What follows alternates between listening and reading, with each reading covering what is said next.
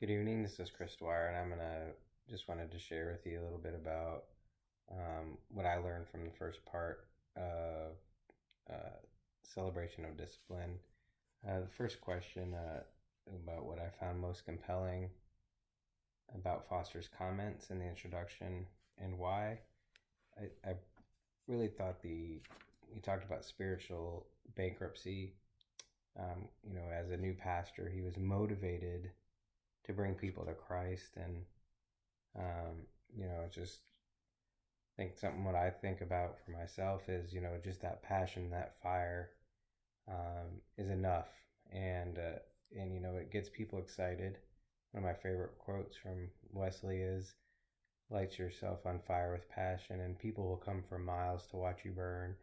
So, just in that introduction just caught me because he also commented that he was maybe leaning on himself a little too much, and so I can, I don't know, it just hit me that you get so excited about a ministry or sharing the word, and that you kind of take over yourself and you expect all this awesome stuff to happen because you have good intentions.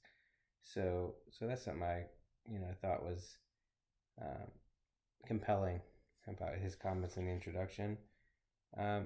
Now, what I found most compelling about the inward disciplines were, prayer is, or excuse me, meditation. It's intriguing to me. Maybe I didn't quite get the difference between meditation and prayer until now, and it's compelling to me because it's something I struggle with. It's just that stillness and quiet. I really learn. I feel closer to God through speaking to other people and maybe the studying aspect. You know, but that reading at this time and reading about meditation, there's something that seemed very appealing to me. Maybe something because I learned last week about hurry and the appealing just to find somewhere quiet, to slow down, and to really hear God's voice. Particularly when he talked about sanctifying imagination. I think my imagination likes to run, and I wrote a note in there about what is the focus of our imagination, and how practicing meditation can help with that. And then it said about in the first section found troubling. There's just one part that talked about in the introduction, or excuse me, it was right before right after the introduction. He talks about how today there is an abysmal ignorance of most simple and practical aspects of nearly all the classical spiritual disciplines. So I guess I'd have to argue that and say, being disciplined is extremely difficult.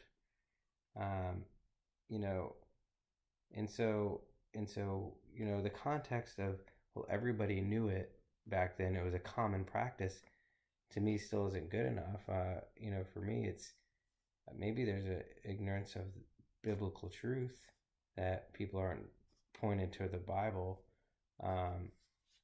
He also mentioned how the how to is the common knowledge, and common knowledge is not biblical and never was, is what I put in my notes here. So we go back to fast forward into what he talked about in meditation and allowing our imagination.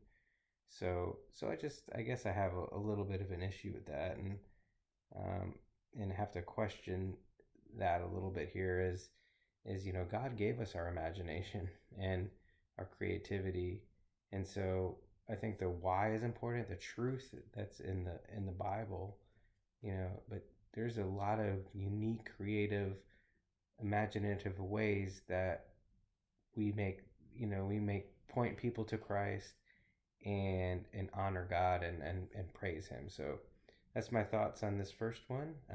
Hope you all have a great evening. I look forward to seeing all yours.